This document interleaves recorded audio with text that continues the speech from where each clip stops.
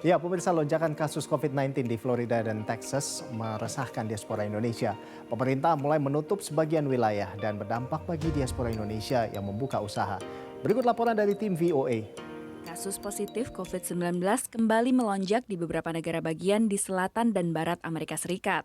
Sebagian besar pelonjakan terjadi pada negara bagian yang melakukan pelonggaran pembatasan sosial lebih awal. This is have less to do with any new virus strains or mutations of the virus. I think it's mostly because the policy of stay home expired, so people start to work, people start to relax. Peningkatan kasus ini juga berdampak pada diaspora Indonesia yang tinggal di beberapa negara bagian tersebut. Kami memonitor dan kami menelpon mereka dari wilayah kerja kami ini.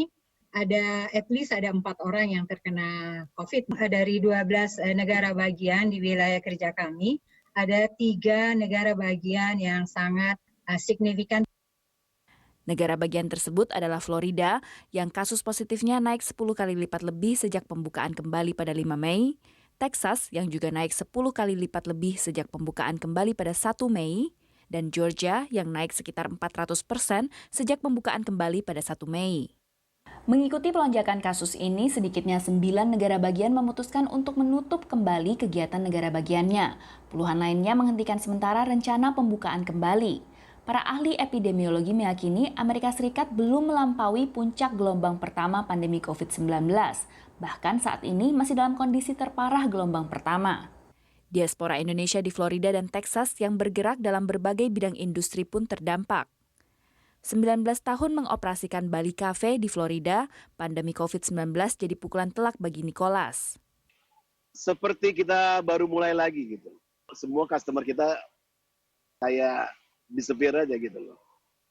Nggak ada yang berani mau keluar, nggak ada yang mau makan di luar. Mungkin mereka ada rasa-rasa ketakutan. Gitu. Mengikuti peraturan wilayah Miami-Dade, Bali Cafe hanya melayani pesan antar. Sementara Andre Dinata, pemilik restoran Eurasia di Austin, Texas, harus menerima keputusan pengetatan kembali PSBB di Texas.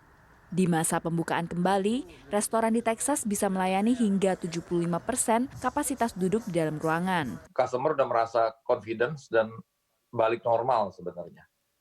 Dan malah ya terus terang waktu pas ada satu Friday itu udah lebih dari 75 saya bilang.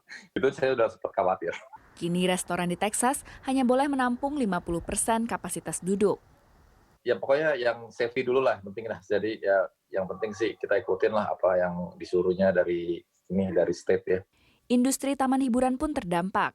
Disney World, taman hiburan dengan pengunjung terbanyak di dunia, dibuka kembali pada 11 Juli dengan protokol keamanan berlapis. Udah dilihat Disney itu udah siap banget buka, tapi ya itu tergantung pengunjungnya kan. Yang nggak aman itu ada beberapa oknum yang tidak tidak menjalankan protokol itu untuk menggunakan masker yang properly, terus habis itu yang nggak bisa 6 feet apart.